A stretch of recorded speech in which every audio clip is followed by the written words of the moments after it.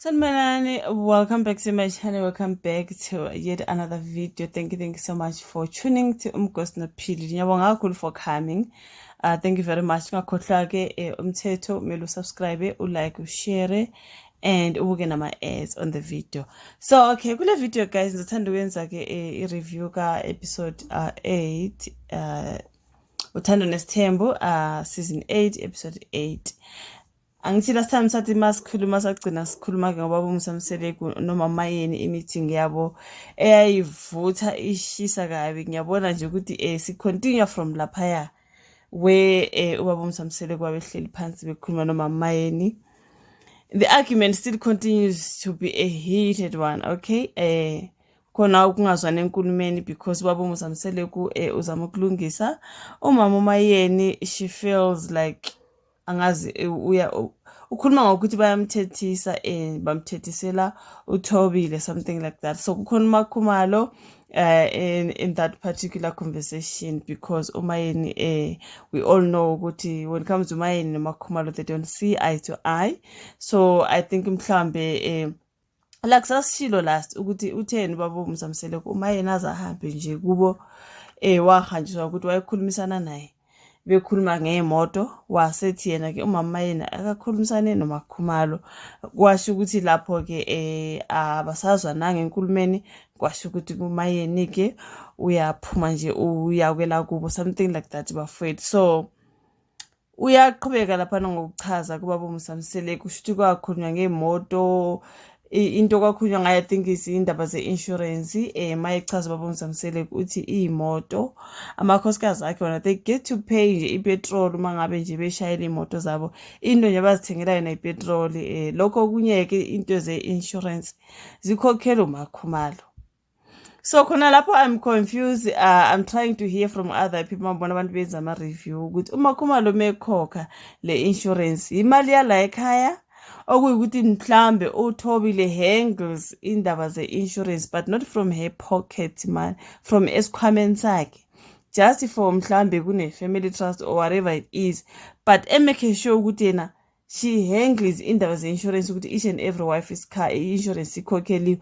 Mhlawumbe emalini yakhe uMakhumalo nje yena njengonkosikazi vele sazi ukuthi ubaba uMsamseleku uthi noma enganamali ukhalela kuThobile, uThobile amsize ambalansise mangabe kumele asupport amakhosikazi mangabe is running out of money, ngoba phela khumbula amakhosikazi awu4. So unokulekelela uMakhumalo. So singazi lana ke insurance ukuthi uMakhumalo usekeyikhokha nje yakhe le mali ukuthi ngoba phela siyazi uGeli unemali, right? Sayazi ukuthiwa uGeli unemali, uyena vele olekelela uMthombeni emalini. So imali ekhokhela i-insurance yekaThobile noma uThobile is going to handle indaba ze-insurance, athathe imali yala ekhaya ebheke wonke umuntu, akwazi ukuthi wonke umuntu i-insurance ikhokhelwe. Khona lapho yila ngingakaqondisisi khona nami ukuthi uThobile ukhokha i-insurance nje from whose money? Imali kaMseleku noma yakhe uGirl? Phela siyazi ukuthi vele abaningi bambiza ngo-yes baba, yes daddy, yonke into nje uThobile umavuma akho. Kusho ukuthi ubaba mayesithi ngisize phela ntombazana akuthatheke le ndaba ye-insurance, since mina nami ngizobe ngibasupporta ngisenza okunye, akungisize kwelika insurance nawo akukhokhe. uGirl wathi yes baba ngizokhokha from my own money. I do not know there. So yena nkulumo ekhulunywa laphana ukuthi umayeni ke uyangithethisa ufike laphana kwami utheleke ufike uthi hey wena la ekhaya awukho happy akuhlaleki kutheni ungithethise athi ungithethisela uThobile, you know. Bese siyabona kuma-diary stations echaza ubaba uMsamseleku ukuthi kunezinye izinto abangazinaki, like he's saying like uThobile bamsebenzisa to their advantage, right? I think indlela achaze ngayo ukuthi mangabe kubenefita bona, they are happy uThobile umuntu omuhle ngabe they are going to benefit, but mangabe sekunezinye izinto ke hayi uThobile umuntu omubi, you know, like when you're using someone for your own benefit, la wena wazi khona ukuthi uyabenefita abe ngumuntu right wemuntu, la ungabenefiti khona abe ngumuntu omubi. I think uchaze nje kanjalo baba uMsamseleku. So sekuzakala sekuzwakala ke manje sengathi ukhulumela uThobile against umayeni, you know what I mean? But mhlawumbe uyazi baba uMsamseleku ukuthi uThobile ukhokha ngeyakhe le mali kaThobile. akuyona eyalike akamsele, I do not know. So they continued ngaleya conversation esigcineke i-episode iphela ubaba uMsamseleku in a heated argument nomama Mayeni. Ngiyayibona iqhubeka nje laphana in the beginning of i-episode ukuthi ayi ugcina nje Mayeni ethi lalela ke Mthombeni, ngiyena umngane wakho, mina ngikunkosikazi wakho, njengawe nje uyindoda yami. Lento yakho nje yokuthi manje udako uthando luka number 5, usho ukuthi indaba kaThobile nje indaba ka number 5 umama Mayeni nje. Hayi akalibhathi bafowethu nje akafuni nakuzwa, uzasho nje athi ngiyakubona ukuthi udako ngihlekile le ndaba yokuthi udako luthando luka number 5 azaqhubeke nje athi yo, like guys, why is it that ngithatha njengomfazi onesikhwele? I'm sorry to say, but that is what I pick up from the conversation yakhe noBaba uMsamsele, ukuthi uyakhweleza nje yonke le ndaba yokufika kamakhwela. Uzathi baba uMsamsele uMayeni njengoba eletha nje le ndaba yokuthi khumbula ukuthi phela i-argument le iqala nje bekhuluma ngomnini ukuthi uMayeni uthi ingane yakhe yathola poison. Kunjena nje futhi nje uMseleku azange abe khona physically ukumeseka na yonke into ekuguleni komntwana, umntwana wagula laphana ekhaya, of which she's accusing people ukuthi khona umuntu owanikeza ingane yakhe into ewu-poison. Ebesethi uMsamseleku uletha le nkulumo nje simply because kukhona umfazi ozo-edwa laphana ekhaya. So that's why eletha zonke lezo ndaba manje, of which ubaba uMsamsele kuzwakala ngathi uthi why manje uletha leyo ndaba yokuthi umnini wathola ipoison ngangabi khona ngangakweseka. So uzwakala uMsamsele engathi uthi she's saying that because of the wife that is coming, because now we are going to have wife number 5. We all know ukuthi uMayeni futhi akayivumanga indaba ka number 5 akafuni. Sasicabanga nje ukuthi ukayeni nje ngoba vele engayifuni yonke le ndaba yokuthi kuzona number 5, sase sisizwa ukuthi no kube nokungazwani when it comes to uThobile, right? Abazwani noThobile, we know that. Uzathi laphana ngibonile episode mayiqala, there is a part where uThobile from previous episodes, mhlawumbe previous seasons. Is it uThobile or is it uMayeni? Am I lying now?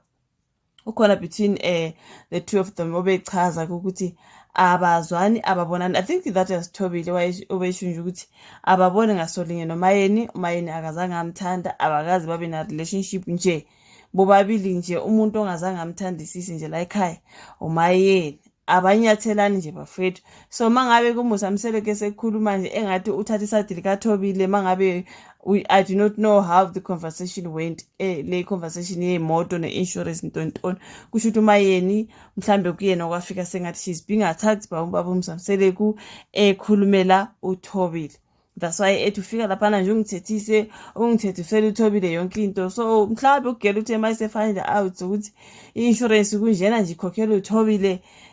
Bafethu, angithi ngiyakhumbula kune-episode esasiyibuka kumama uMacele ekhuluma ngokuthi njengoba bekukhulunywa nje ukuthi yena akakenzi lutho nje, uyaseviwa nje yena ehleli into ekanjena, emchazela ubaba uMsamsele ukuthi ukuseva umuntu angisho nje ukukwenzela izinto ngoba usebenzi. Sikhuluma nje ukukuseva njengomamkhulu, sikuhloniphe, yebo sikwenzela izinto financially but also physically nayo yonke into, sikuhloniphe sikubeka endaweni yakhe nje ubumamkhulu, yokuseva lokho.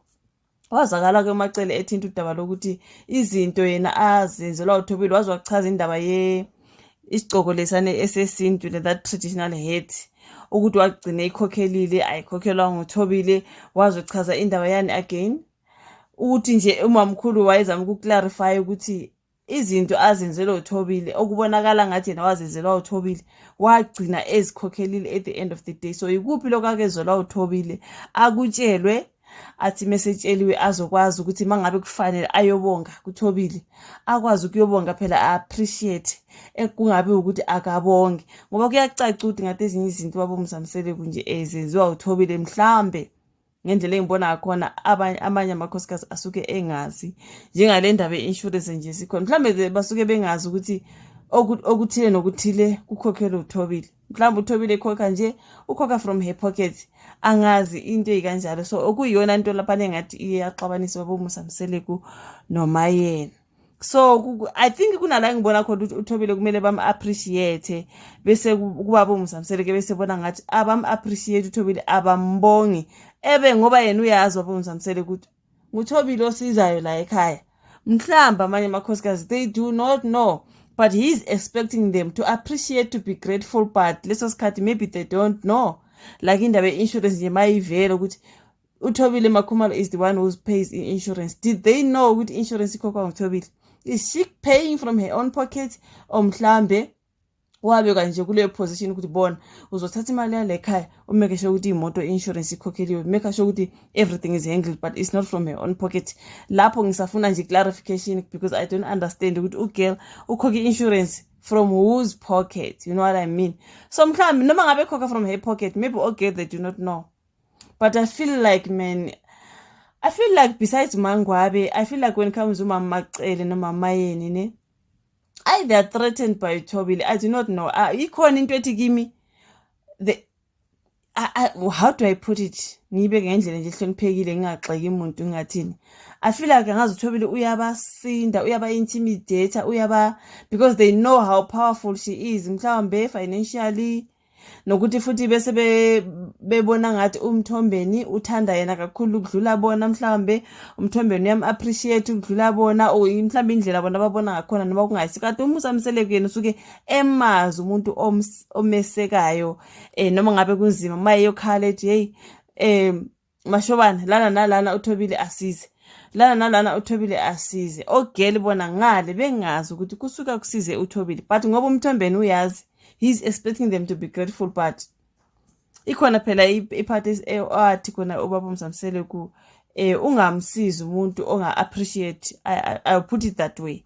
Wayechaza ukuthi uThobile engabasizi mangabe they do not appreciate, you know what I mean? So I do not know bafethu, that was a heated argument when it comes to me. Ubaba uMsamsele kunomama Yeni wagcina nje ethi yabona ke, I'm not your child, I'm your wife, you know what I mean? So yonke lento uzongithethela uThobile, after that I bring number 5 futhi nje ngathi udakwela uthando futhi nje support ngathi nje umama yena akanayo support kababa uMsamsele ku the way she puts it and everything else. It's just a whole lot kuningi. I'm not gonna add some of the things that happened on this particular episode. Ngizoyenza a different video. There's a part where ahleli khona nendodakazi yakuSne, something like that. Ngibona ke hamba ehlala namakhosikazi ebacela ukuthi bamkele uMakhwela, ucela ukuzobazisa uMakhwela. All those things sizowenza ke ku video on a different video, sorry, so that we do not get long because there's a lot to touch on. But that argument yakhe no Mama Yeni, for me I feel like Mama Yeni, she's heartful kurwon ugcwele utleji, she's had enough. But I feel like uMthombeni mhlawumbe kumele ahlale phansi abacacisele ngezinto okuyukuthi sihandlishwa uMakhumalo lapha mhlawumbe kuyoba to tell us even more, I do not know. But I still have a question ukuthi Thobile pays insurance from whose pocket? I still have that question and angatholi clarity. But anyways, thank you so much for watching this particular one. Thank you very much bafethu. Ungakhohlwa ukulike, subscribe mangabe subscribe, ufake the notification bell on yokusiza ukuthi ube notified mangabe we have a video on this particular channel. Thank you very much for love and support. Sizohlangana kwenye video elandelayo. Bye.